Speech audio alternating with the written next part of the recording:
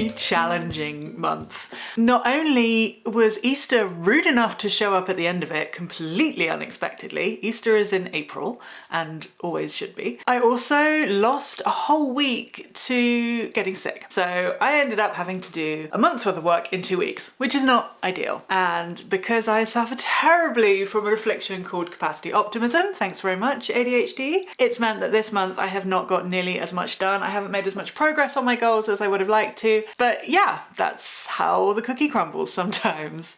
Let's go through it. If you have watched my annual goals video, which I'll link up at the top here somewhere, then you'll know that in March I was supposed to be concentrating on formalising my creative practice. And I was going to do 3 things. I was going to be drawing every day. I was going to be taking my colour palette from my sort of final work, what I do in acrylic, and marrying that up with my sketchbook work. Just pulling out a colour palette that sort of matched, so there'd be more of a marriage between what I'm doing in my sketchbook and what I'm doing with my final artwork. And there was a painting that I wanted that had gone badly wrong that I wanted to fix. So I have videos on the colour palette and the painting that needed fixing. I have a video coming out for each of those things, which I think are going to be really great. So keep an eye out for those in April. And the drawing every day. Like I said, March was a challenging month. So whilst I didn't manage to draw every day, a week of sickness and a week of holiday, I did draw more frequently than I would have done if I hadn't have had that intention. So all in all, I'm calling that a win. You know, my studio, everything is on wheels, so I can set this room up however I want. What I did was I set up the room so that before I got to my computer, I had to go through art stuff, which was weirdly sort of, it was a bit like a sledgehammer, but it really worked. Like, if nothing else, it got me to kind of stop and think and assess whether or not I was going to make art before I went to the computer and started doing my sort of computer work. The business side of being an artist, which is, there's more business stuff than there is art, to be perfectly honest, but that's fine. I also love running a business, so I don't mind that at all. So like I said, that didn't happen every single day, but it definitely happened more frequently. So that's fantastic. I'm calling that a big win.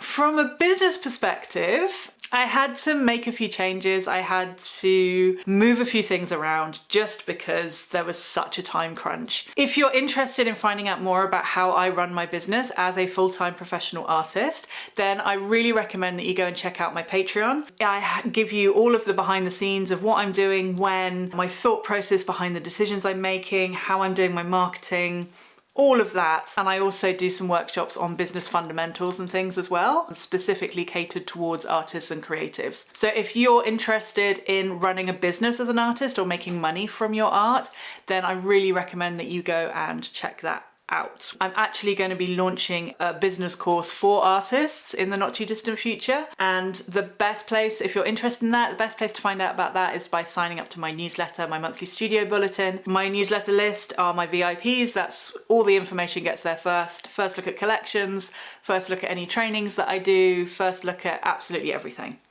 Newsletter list is the place to be, so sign up for that.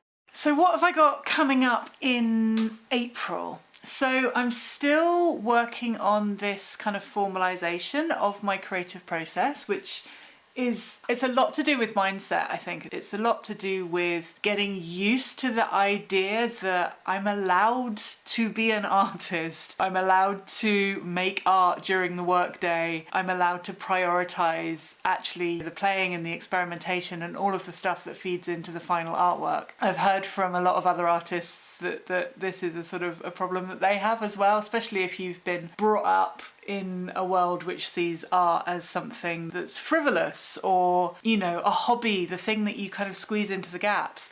And I found that I've struggled, I'm not gonna lie, I have struggled to allow myself to take it seriously as a job. There's something in me that feels like if I'm making art during the workday that I'm somehow slacking off and skiving or not doing what I'm supposed to be doing, even though literally I need to make art if I'm gonna get paid. Like, everything comes from the art. So yeah, this formalization process is really about getting that mindset stuff sorted out, making sure that I am prioritizing it, making sure that I am really getting my head on straight. It's taken a few months, but I am really beginning to feel the tug of the canvas again.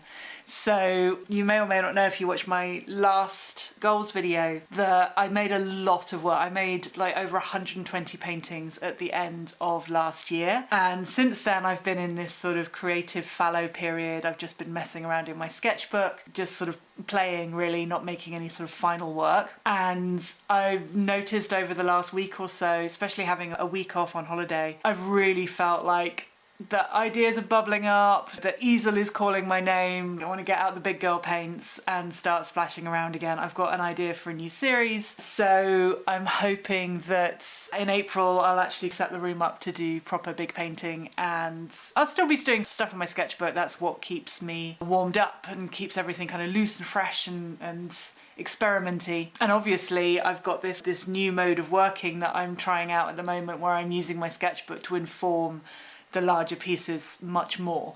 So I think that's going to be really exciting. I'm really excited about, you know, spreading out and getting messy again. And yeah, I've learned so much over the last couple of months of playing in my sketchbook that I think are really, the lessons that I've learned are really going to make a difference to the next series of large work that I produce. So playing in your sketchbook it feels frivolous. Even though I know how important it is, it still feels frivolous to me. The act of creating without agenda, playing in a sketchbook, experimenting, trying things out, pushing yourself to try new media or to try new techniques or to make a mess and do it wrong, like make ugly stuff, make bad stuff, break all the rules and turn conventions on their head. Allowing yourself to be free like that is going to make such a difference when it comes to any sort of final work that you produce outside of your sketchbook. Or even, you know, I know that some people like to have a sketchbook for play and a sketchbook that is like a final artifact of their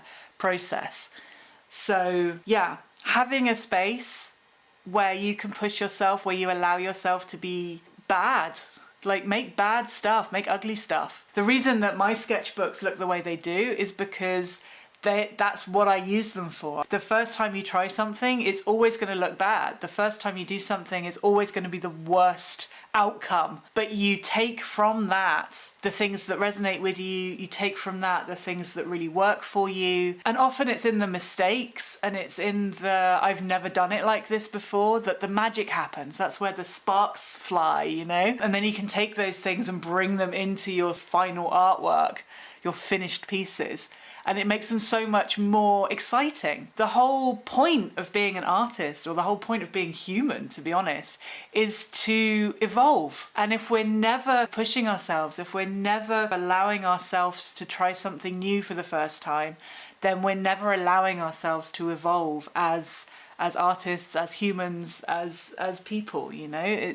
You need somewhere to sort of make all your mistakes so you're not making them in your finished pieces. So you've already made them, you've already tried out, you know, oh, what happens if I put these two colours together? Or what happens if I put this material over this material? If you know that it's a bad idea because you did it in your sketchbook, you're not going to make that mistake when you're working on finished pieces. So I know I've had a lot of people in the comments talking about my sketchbooks, and they're inspired by the fact that these aren't perfect sketchbooks. And I think that's absolutely fantastic, because sketchbooks, in my opinion, are not supposed to be perfect. They're supposed to be playgrounds. They're supposed to be where you fall down and scrape your knees and get back up and have another go.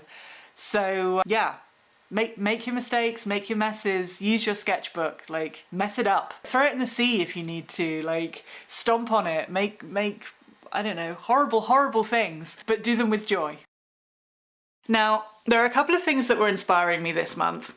The first was, I went to see an exhibition by an artist called Fiery Baez. I think that's how you pronounce it. She's an incredible artist who does painting on top of ephemera, like old maps, old documents that she has printed onto giant canvases, and then she sort of paints over the top. Her work is just absolutely phenomenal. It's absolutely phenomenal. It's beautiful. And I love the idea of sort of painting on ephemera. It's something that I've done a little bit in my sketchbook, and I'll show you, you'll see some of that in a moment. But I love the idea of kind of having things printed on canvas and then painting over the top of them. I think that's there's something very exciting about that. I really love that idea. I know that Cecily Brown, actually, when she doesn't know what to do next with a painting, she'll have it printed onto canvas, what she's got already, and then she'll go back in and she'll paint on top of the print. And I'm so excited by the idea of kind of layers and layers and layers. If you're familiar with any of my painting work, you'll know that I work very much in layers and layers and layers of paint. And I love texture, I love the physical surface of a canvas when it's had kind of multiple layers of stuff on it. There's also an artist called Astrid Vlasman, who is from the Netherlands, I think I'm pronouncing her name right, but she kind of does collage and this combination of collage and paint and glues ephemera, like paper ephemera, down onto a canvas and then paints over the top in oils. And I just love it. I just think it's really exciting, and it's something that I would like to bring more into my work moving forward. Yeah, I just think that's really cool. The other thing that has been super inspiring over the last few weeks is we went to Barcelona for a weekend, and we stayed in this most incredible hotel. We had this lovely view over the Plaza Real. We of course went to the Sagrada Familia. And just the Barcelona is one of the most beautiful cities I have ever seen in my entire life. I took so many photographs of the architecture and shop fronts and shapes and all sorts of stuff that really, it blew my mind. It really blew my mind. So a lot of what I've been working on in my sketchbook since we got back has been related to that trip to Barcelona, and also a bit of the kind of bringing in the collage and stuff as well. So let's have a look at my sketchbook. So I wanted to show you some of the sketches that I did over the course of March, just to kind of show you how those influences have bled in. So this, very obviously, you can see the Fiery Byers and Astrid Werkstedt, I can't remember. Anyway, you can see that influence with the collage. I mean, this is just like a crappy tourist map I picked up at the hotel, and then I've drawn one of these glorious shop fronts on top of it. And I had so much fun doing like the outside of this, and then I got bored. And then what else do we have here? Oh,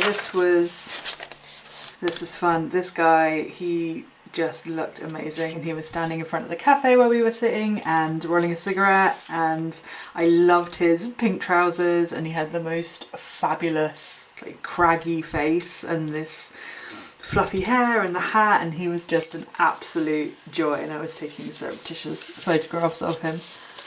And then, oh, this one that you just saw me draw. This couple, we were sat next to them in the restaurant, and it was a real kind of locals restaurant out in the outskirts of Barcelona, and they just had this huge pile of mussel shells on the plate on the table. It just looked so comical. And they were wonderful. They were locals. They were chatting to everybody in the room, and just kind of like, I don't know, it felt like they were sort of local celebrities almost. Just that kind of community camaraderie thing. So looking at this is just a lovely memory of that time. One of the other things that I love to do when we go away is I don't really enjoy sort of location drawing so much. I get very self-conscious. If I'm with somebody, then I feel very, like I'm slowing them down. But one thing I do love to do is just sort of collect shapes. So just like super quick sketches. And it's not like I'm not drawing anything, I'm just collecting shapes. And these were, Barcelona, the architecture is just amazing, and all of these shapes are just Barcelona. These kind of, I don't even know what to call that, but these like semicircles and these curved arches and sort of the crenellations and things. And then Also, the parakeets, I mean, they're just such a fabulous colour. And yeah, they were really fun just to sketch down, and then did a couple in paints as well. Glorious, absolutely glorious.